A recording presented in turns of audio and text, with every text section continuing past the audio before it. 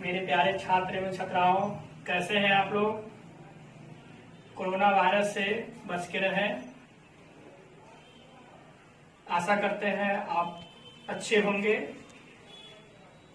आज आप लोग को कैश फ्लो स्टेटमेंट पढ़ाने जा रहे हैं। आप लोग वीडियो देख रहे हैं ना, क्लास कर रहे हैं ना, अच्छे से कीजिए। कंसंट्रेशन आपका जब क्लास करते होंगे तब आपका फुल्ली कंसंट्रेशन वीडियो पर आना चाहिए, तब आपको ज्यादा बेहतर समझ में आएगा। और अभी तक अगर इस चैनल को सब्सक्राइब नहीं किए हैं तो प्लीज इस चैनल को सब्सक्राइब करें, लाइक करें, कमेंट करें और बेल आइकन को दबाना ना भूलें। आप लोग लाइक नहीं करते हैं वीडियो को, प्लीज इसको लाइक कीजिए। और आज आप लोग को कैश फ्लो स्टेटमेंट पढ़ाने जा रहे हैं। ये चैप्टर हम इसलिए स्टार्ट कर रहे हैं ताकि इस चैप्टर से 12th क्लास वाले को भी और बीकॉम पार्ट 3rd वाले को भी हेल्प मिलेगी, क्योंकि 12th क्लास वाले का भी एग्जाम होने वाला है, माने अगले साल होगा, और बीकॉम पार्ट 3rd वाले का एग्जाम बहुत जल्द होगा। इसलिए वो लोग को एग्जाम का प्रेशर बहुत ज्यादा है, इसलिए इस चैप्टर को स्टार्ट किया जा रहा है। कैश फ्लो 12th वाले पढ़े भी हैं, वो लोग का रिवीजन हो जाएगा, और बीकॉम पार्ट 3rd वाले का चल ही रहा था तो लॉकडाउन हो गया है, तो जिस कारण उनका ये चैप्टर पूर्ण रूप से नहीं हुआ था, शुरू ही हुआ था और बंद हो गया कोचिंग लॉकडाउन के कारण, कोरोना वायरस के कारण। तो आज फिर से ये चैप्टर आप लोग के लिए बीच में आ रहा है, स्टार्ट हो रहा है। आप लोग अच्छे से कंसंट्रेशन आपका फुल्ली यहाँ होना चाहिए, और जब आप क्लास कर रहे हो तो कि कहीं शांत जगह पे जाके एक रूम में आपको जहाँ कोई भी शोरगुल नहीं हो, वहां पे आप कंसंट्रेशन फुल्ली कंसंट्रेशन आपका क्लास होना चाहिए, वीडियो को होना चाहिए। आपका पूर्ण रूप से जैसा फेस टू फेस समझ में आता है वैसा ही इस वीडियो में भी समझ में आएगा। सिर्फ आपका कंसंट्रेशन यहाँ होना चाहिए। अगर आपका कंसंट्रेशन यहाँ होगा तो आपको जरूर समझ में आएगा, ये मेरा विश्वास है। तो आइए हम लोग आज कैश फ्लो स्टेटमेंट पढ़ते हैं, देखते हैं। जैसा कि आप लोग पढ़े हुए हैं cash flow statement. Cash flow statement accounting standard 3 के अकॉर्डिंग बनाया जाता है, और cash flow statement financial statement का एक पार्ट होता है। जब आप बिजनेस करते हैं और आपका बिजनेस बड़े स्तर पर चलने लगता है और एक दिन का ट्रांजैक्शन आपका कैश में इतना होता है कि आप हिसाब रखना आपके लिए बहुत सारा, जो बिजनेसमैन होता है उनके लिए भी बहुत सारा कठिनाइयां होता है, इसलिए ये चैप्टर को पढ़ा जाता है। कैश फ्लो स्टेटमेंट हम इसलिए बनाते हैं ताकि एक निश्चित पीरियड में कितना कैश आया और कितना कैश गया, इसकी जानकारी हमको मिले। हमको मतलब किसको? बिजनेस को। हम लोग हमेशा किसके नजर से सोचेंगे?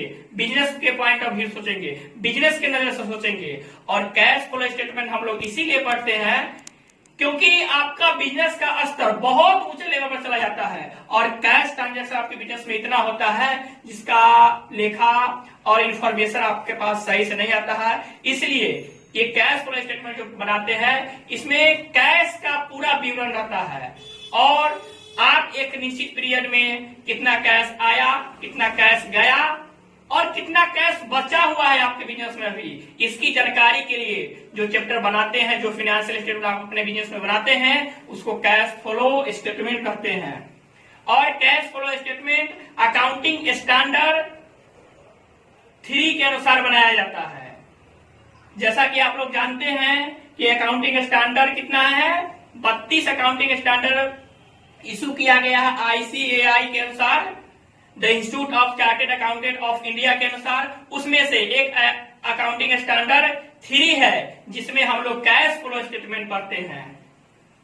तो कैश फ्लो स्टेटमेंट किसके द्वारा बनाया जाता है? अकाउंटिंग स्टैंडर्ड 3 के थ्रू प्रिपेयर किया जाता है, और ये ऑब्जेक्टिव का 1 नंबर का आंसर माने ये क्वेश्चन है, और बार बार ये क्वेश्चन आपके बोर्ड के एग्जाम में पूछता है 12th वाले। और आप लोग हमेशा याद रखेंगे कि कैश फ्लो स्टेटमेंट किसके अनुसार बनाया जाता है? अकाउंटिंग स्टैंडर्ड 3 के अनुसार बनाया जाता है। और कैश फ्लो स्टेटमेंट क्या है? तो cash flow statement is that statement which shows cash and cash equivalent, cash inflow और cash outflow in a certain period. Sir नहीं समझ में आया, कंसंट्रेशन यहां कीजिए। Cash flow statement is that statement which shows cash inflow और cash outflow in a certain period. यानी रोकड़ प्रवाह विवरण, कैश फ्लो स्टेटमेंट का हिंदी होता है रोकड़ प्रवाह विवरण। यानी रोकड़ प्रवाह विवरण वह विवरण है जो एक निश्चित पीरियड में रोकड़ अंतः प्रवाह और बहिः प्रवाह को दर्शाता है। रोकड़ और रोकड़ समतुल्य को, कैश एंड कैश इक्विवेलेंट को। सर कैश तो समझते हैं जो कैश रहता है, और कैश इक्विवेलेंट क्या होता है? तो कैश इक्विवेलेंट मतलब कैश न होकर लेकिन कैश के जैसा। समझिए तो 100 में से 99% वो कैश के जैसा रहता है, लेकिन कैश नहीं रहता है, इसलिए उसको हम बोलते हैं कैश एंड कैश इक्विवेलेंट। कोई दिक्कत? और कैश फ्लो स्टेटमेंट हम कितने अकाउंटिंग स्टैंडर्ड के थ्रू हम पढ़ते हैं? तो अकाउंटिंग स्टैंडर्ड 3 के अनुसार पढ़ते हैं। और कैश फ्लो का डिफिनेशन क्या होगा, मीनिंग ऑफ कैश फ्लो का? तो cash flow statement is that statement which shows cash inflow और cash outflow in a certain period. एक निश्चित पीरियड का कितना कैश आया, एक निश्चित पीरियड में कितना कैश आया, कितना कैश गया और कितना कैश बचा हुआ है आपके बिजनेस में, इसकी जानकारी के लिए जो स्टेटमेंट आप तैयार करते हैं उसी को तो हम लोग कैश फ्लो स्टेटमेंट बोलते हैं। मेरे प्यारे छात्रों, कृपया करके यहाँ कंसंट्रेशन करेंगे। कैश फ्लो स्टेटमेंट वह स्टेटमेंट है जो कैश अंतः प्रवाह और बहिः प्रवाह को दर्शाता है और कितना कैश आपके बिजनेस से बचा हुआ है इसको बतलाता है। और ये अकाउंटिंग स्टैंडर्ड 3 के अनुसार बनाया जाता है। कोई दिक्कत नहीं दिया है। चलिए आगे चलते हैं। कैश फ्लो स्टेटमेंट बनाने के लिए हम लोग 3 एक्टिविटी को पढ़ते हैं, और कैश फ्लो बनाने के लिए हमको 3 एक्टिविटी के सहायता से बनाया जाता है। पहला है ऑपरेटिंग एक्टिविटी, दूसरा है इन्वेस्टिंग एक्टिविटी और तीसरा है फाइनेंसिंग एक्टिविटी। यानी कैश फ्लो बनाते समय हम लोग 3 एक्टिविटी के थ्रू कैश फ्लो बनाते हैं। सर एक्टिविटी मतलब सर नहीं समझे एक्टिविटी होगा, यानी कैश फ्लो जो तैयार करते हैं उसमें 3 तरह का एक्टिविटी का जो आइटम है उसको हम उसमें लिखते हैं। आइए पहले हम लोग डिफिनेशन देखते हैं कैश फ्लो स्टेटमेंट क्या है। आइए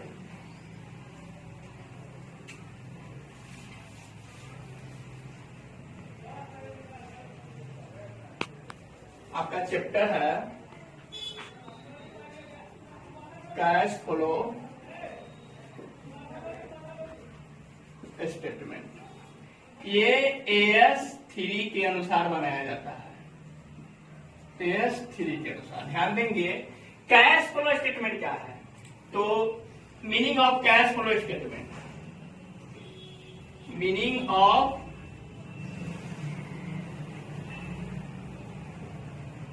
कैश फ्लो स्टेटमेंट। तो ध्यान देंगे, लिखेंगे cash flow statement is that statement which shows cash inflow और cash outflow in a certain period, in a certain period। ध्यान देंगे cash flow statement is that statement which shows cash inflow और cash outflow in a certain period. यानी cash flow statement का हिंदी होता है रोकड़ प्रवाह विवरण। यानी रोकड़ प्रवाह विवरण वह विवरण है जो रोकड़ अंतः प्रवाह और रोकड़ बहिः प्रवाह को एक निश्चित पीरियड के अनुसार दर्शाता है। ध्यान देंगे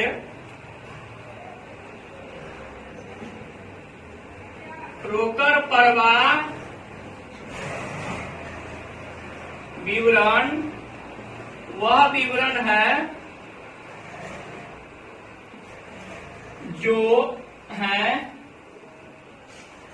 जो एक निश्चित अवधि के रोकर अंतःप्रवाह और बहिर्प्रवाह को बतलाता है। ध्यान देंगे, कैश फ्लो स्टेटमेंट में सिर्फ और सिर्फ कैश ट्रांजैक्शन को हम लोग रिकॉर्ड करते हैं। कैश ट्रांजैक्शन जो कैश में रहेगा उसको, और कैश के जैसा जो रहेगा वो, एक होता है कैश एंड कैश इक्विवेलेंट। तो ध्यान देंगे, लिखेंगे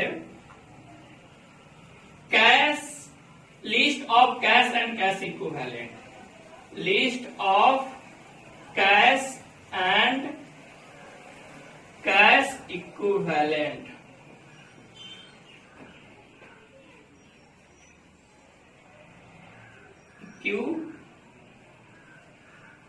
इक्विवेलेंट।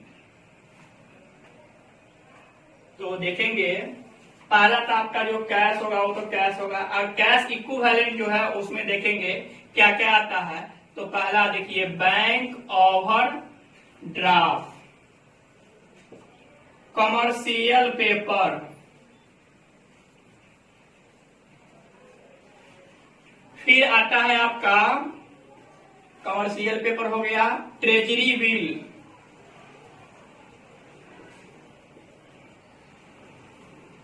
ETC। यानी कैश एंड कैश इक्विवेलेंट में क्या आएगा, जो कैश एंड कैश इक्विवेलेंट मतलब क्या, यानी कैश नहीं रहता है लेकिन कैश के जैसा रहता है, उसको हम लोग कैश एंड कैश इक्विवेलेंट बोलेंगे। तो ध्यान देंगे, कैश एंड कैश इक्विवेलेंट में बैंक ओवरड्राफ्ट होगा, कमर्शियल पेपर होगा, ट्रेजरी बिल होगा, है ना, ETC और भी होता है, आप लोग का असाइनमेंट दिया हुआ है, आप लोग देख लेंगे। और कैश फ्लो बनाने का दो मेथड होता है। पहला मेथड का नाम है डायरेक्ट मेथड, दूसरा मेथड का नाम है इनडायरेक्ट मेथड। यानी कैश फ्लो को हम लोग दो मेथड के थ्रू तैयार करते हैं। पहला मेथड का नाम है डायरेक्ट मेथड, प्रत्यक्ष विधि, और दूसरा मेथड का नाम है अप्रत्यक्ष विधि यानी इनडायरेक्ट मेथड। और दोनों मेथड में तीन तीन एक्टिविटी होता है। एक्टिविटी करने का मतलब क्या सर, यानी उसमें जो आइटम लिखने का जो होगा, आपका बिजनेस का करने का जो स्रोत होगा, वो तीन तरह का बिजनेस आप कर सकते हैं। आपका जो मेन बिजनेस है वहां से प्रॉफिट अर्न कर सकते हैं, पैसा आ सकता है, जा सकता है। दूसरा वो जहां आप लंबे समय के लिए पैसा इन्वेस्ट करते होंगे तो उसको हम लोग इन्वेस्टिंग एक्टिविटी करते हैं, कहते हैं। और जहां से आप लंबे समय के लिए पैसा लेते हैं, सोर्स करते हैं, तो उसको हम लोग बोलेंगे फाइनेंशियल एक्टिविटी। यानी कैश फ्लो प्रिपेयर करने का, बनाने का दो मेथड है। पहला मेथड है डायरेक्ट मेथड और दूसरा मेथड है इनडायरेक्ट मेथड। और दोनों मेथड में तीन तीन एक्टिविटी है। पहला का नाम है ऑपरेटिंग एक्टिविटी, दूसरा का नाम है इन्वेस्टिंग एक्टिविटी और तीसरा का नाम है फाइनेंसिंग एक्टिविटी। तो ध्यान दीजिए, कैश फ्लो प्रिपेयर लिखेंगे, cash flow prepare from three activity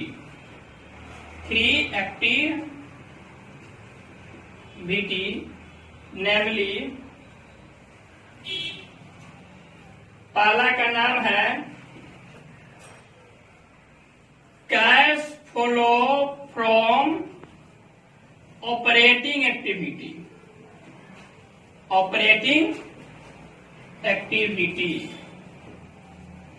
और दूसरा है आपका cash flow from investing activity.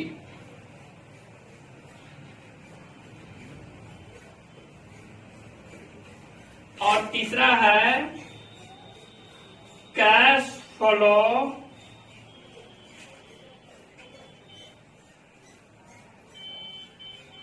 From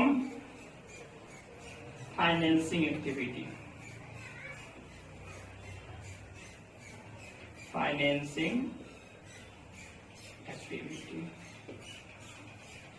ध्यान देंगे, यानी कैश फ्लो हम लोग 3 एक्टिविटी से तैयार करते हैं, यानी cash flow from operating activity, cash flow from investing activity, cash flow from financing activity. Sir इस एक्टिविटी के बारे में डिटेल में चर्चा कीजिए। तो ध्यान देंगे मेरे प्यारे छात्र, cash flow from operating activity. Operating activity मतलब क्या हुआ सर? जो मेन रूप से आप बिजनेस को ऑपरेट कराने में जो भी क्रियाएं करते हैं उसको मेन ऑपरेटिंग एक्टिविटी करते हैं। बिजनेस को चलाने के लिए जो भी एक्टिविटी आप करते हैं उसको ऑपरेटिंग एक्टिविटी करते हैं। It means what? यानी बिजनेस, आपका जो मेन बिजनेस है उसमें जो आइटम यूज होता है, देखिए आपके पास जो पैसा आना और जाने का जो स्रोत होता है और एप्लीकेशन होता है वो 2 तरह का हो सकता है, 3 तरह का। आपका जो मेन बिजनेस है वहां से कितना पैसा आ रहा है और वहां कितना पैसा जा रहा है, तो उसको बोलेंगे ऑपरेटिंग एक्टिविटी। और दूसरा आपका काम क्या है कि आप कहीं पैसा लंबे समय के लिए लगाते हैं, यानी एक्स्ट्रा जो बिजनेस आप किए हुए हैं कि कहीं पैसा लगाना, कोई भी जमीन खरीदना बेचना, यानी लंबे समय के लिए आप पैसा कहीं लगाते हैं, ब्याज पर इन्वेस्ट करते हैं, तो उसको हम लोग इन्वेस्टिंग एक्टिविटी करते हैं। और तीसरा आप क्या काम करते हैं, तो लोन लेने देने का काम करते हैं। आप लंबे समय के लिए कहीं से पैसा लेते हैं देते हैं, तो उसको हम लोग फाइनेंसिंग एक्टिविटी करते हैं। लेकिन मेन बिजनेस आपका जो है, जो बिजनेस हमेशा आपका मेन चलता ही रहता है, आपका मेन बिजनेस हो जहां से आप प्रॉफिट अर्न कर सकते हैं, तो आपका क्या होगा, वो ऑपरेटिंग एक्टिविटी होगा। और इस एक्टिविटी में वो आइटम जाएगा जो कोई भी बिजनेस को चलाने के लिए, ऑपरेट करने के लिए जो भी आइटम आते हैं वो सब, जैसे cash purchase, cash sale, cash receive from debtor, cash payment to debtor, interest receive, dividend receive, सारा आइटम आ जाएगा यहाँ। यानी ये ध्यान देंगे, यानी cash flow statement from operating activity में मेन बिजनेस से जो भी पैसा आएगा और मेन बिजनेस में जो भी पैसा जाएगा वो सारा का सारा कहां जाएगा, ऑपरेटिंग एक्टिविटी में। आप लंबे समय के लिए पैसा कहीं इन्वेस्ट कर रहे हैं, बिल्डिंग कैश में परचेज कर रहे हैं, लैंड कैश में परचेज कर रहे हैं, मशीनरी कैश में परचेज कर रहे हैं, ये सब काम आप बार बार नहीं करते हैं, इसको हम लोग इन्वेस्टिंग एक्टिविटी करते हैं। यानी वैसा एक्टिविटी जहां आप लंबे समय के लिए पैसा इन्वेस्ट करते हैं, जैसे लैंड परचेज किए कैश में, बिल्डिंग परचेज किए कैश में, प्लांट परचेज किए कैश में, है ना, ये सब काम तो आप बार बार नहीं करते हैं, ये सब आया इन्वेस्टिंग एक्टिविटी में। आप लंबे समय के लिए कहीं से पैसा लेते हैं एज ए लोन के थ्रू, तो ये सब कहाँ आएगा, फाइनेंस एक्टिविटी में। जैसे बिजनेस आप कंपनी का शेयर इशू किए हैं, इशू ऑफ शेयर, इक्विटी से इशू किए, प्रेफरेंस से इशू किए हैं, आप बार बार शेयर नहीं इशू कर सकते हैं, आप बार बार मालिक से पैसा नहीं ले सकते हैं, आप बार बार लोन नहीं ले सकते हैं बैंक से। तो ये सब जो बार बार नहीं लेते हैं, आप लंबे समय के लिए कहीं से पैसा आप ले, तो उसको हम लोग बोलेंगे फाइनेंसिंग एक्टिविटी। और वैसा एक्टिविटी जो मेन रूप से आपको बिजनेस चलाने के लिए यूज हो, तो उसको हम लोग बोलेंगे ऑपरेटिंग एक्टिविटी। तो ध्यान देंगे मेरे प्यारे छात्र, यहाँ पे ऑपरेटिंग एक्टिविटी क्या होता है, इन्वेस्टिंग एक्टिविटी क्या होता है, फाइनेंशियल एक्टिविटी क्या होता है, आपको थोड़ा थोड़ा बहुत जरूर समझ में आया होगा। तो आइए हम लोग देखते हैं, कैश फ्लो बनाने का 2 मेथड होता है। पहला मेथड का नाम है डायरेक्ट मेथड और दूसरा मेथड का नाम है इनडायरेक्ट मेथड। डायरेक्ट मेथड में भी 3 एक्टिविटी है, जो एक्टिविटी है ये 3 एक्टिविटी